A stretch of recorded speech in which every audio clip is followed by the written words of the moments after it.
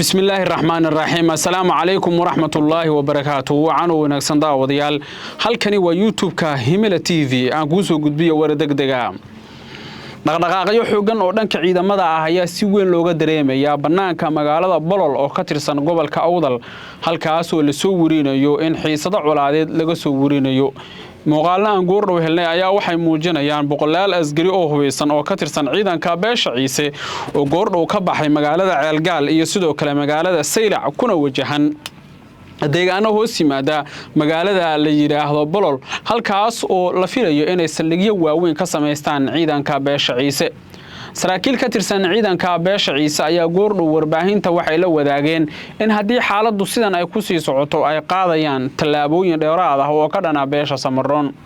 dabcan dirirtii u dhaxaysay beelaha walaalaha ah Ciise iyo Samaroon wali halkeeda ay taagan tahay dhinacyadu way isku durmaantumanayaan oo waxaad moodaa midka kale inuu ku eedeynayo colaad uu ka horinayo gobolka laakiin haddaan taariikhaha dib ku xasuusiyo magaalada hadda xiisadu ay ka jirta ee la yiraahdo Bolol waa magaalo istiraatiijiyadeed muhiimna u ah hadba cidii gacanta ku haysa deegaanada dhaca bariga gobolka Awdal haddii Bolol maanta ay ciidanka Ciisuhu galaan ama ay qabsadaan dabcan waxa ay la mid tahay iyaga oo qabsaday magaalada Boorame maalmana ku qaadan mayso in ciidanka beesha Ciise ay weerar ka fuliyaan gudaha magaalada Boorame ayuu yiri mid ka mid ah saraakiisha aan la hadalnay ee ka tirsan ciidanka beesha Ciise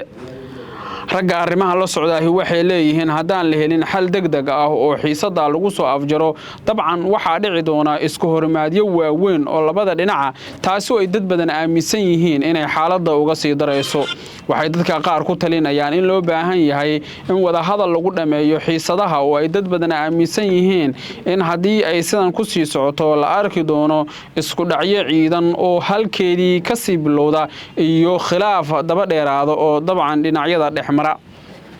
magaalada Bolol dabcan waa magaalo istiraatiijiyadeed muhiim ah oo ku taala gobolka Awdal Boorame ayayna u jirtaa 33 kiiloomitir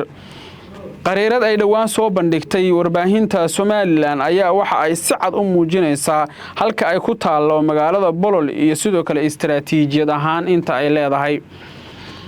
magaalada la yiraahdo Aisha oo iyana ku taala dhinaca dawlad deegaanka marka laga yimaado waxa la soo mariyaa magaalo la yiraahdo Hareed kadibna waxa loo imaanayaa magaalo la yiraahdo Bolol waxa ku xigta magaalo la yiraahdo Boorame waxa ku xigta magaalo la yiraahdo Awbarre waxa ku xigta deegaanada Wajaale iyo deegaanada kale hoos yimaada yaani Bolol marka la joogo ciidanka Ciisuhu waxay u soconayaan gaarigiisa u dheereeya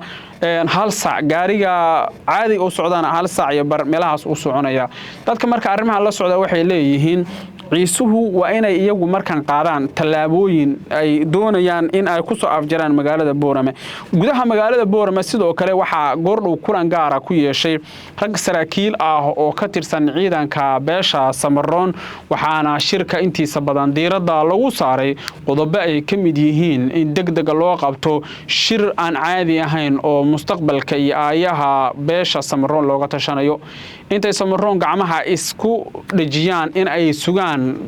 yaani colaadda ku soo socota ay dad badan leeyihiin wax aqli gal ah wax macquul ah ma ahane waa in la qaado tallaabooyin dheeraad ah oo lagu soo afjarayo cid walba oo loo arko inay caqabad ku tahay nabadda iyo xasiloonida gobolka ka jirta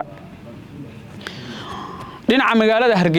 magaalada Hargeysa waxa goordhow warbaahinta kula hadli doona xildhibaan Maxamed Abiib iyo sidoo kale xildhibaanada laga soo doorta gobolka Awdal ee beesha Samaroon ku metala golaha wakiilada Somaliland sida ay tilmaamayaan ila wareedyo lagu kalsoon yahay waxa la filayaa saacadaha soo aadan in ay warbaahinta la hadlaan mas'uuliyiinta maamulka gobolka Awdal iyada oo la filayo in ay warbaahinta u sheegaan in ciidanka Somaliland aysan dhaxdhaxaad ka ahayn colaadda gobolka ka taagan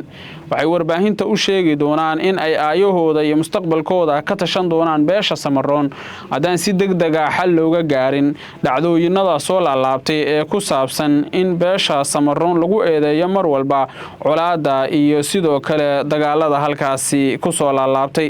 wararka iyo macluumaad iskhilaafsan oo soo baxayahay waxay tilmaamayaan in dhowrkii maalin ee la soo dhaafay sidaas oo kale laga dareemayo gudaha magaalada Hargeysa dhaqdhaqaaqa ay wadaan beesha Samaroon xildhibaanadooda iyada oo la sheegay in dhowr maalmood oo kadib ay qaban doonaan shir kale oo ay ku eedeynayaan maamulka uu hogaamiyo Cabdiraxmaan Cirro oo ay dabcan sheegi doonaan inuu sandaacad ka in arrimaha halkaasi ka taagan gudahana saaxiibayaal wararkeena intaas bay ku dhan yihiin amaana Allah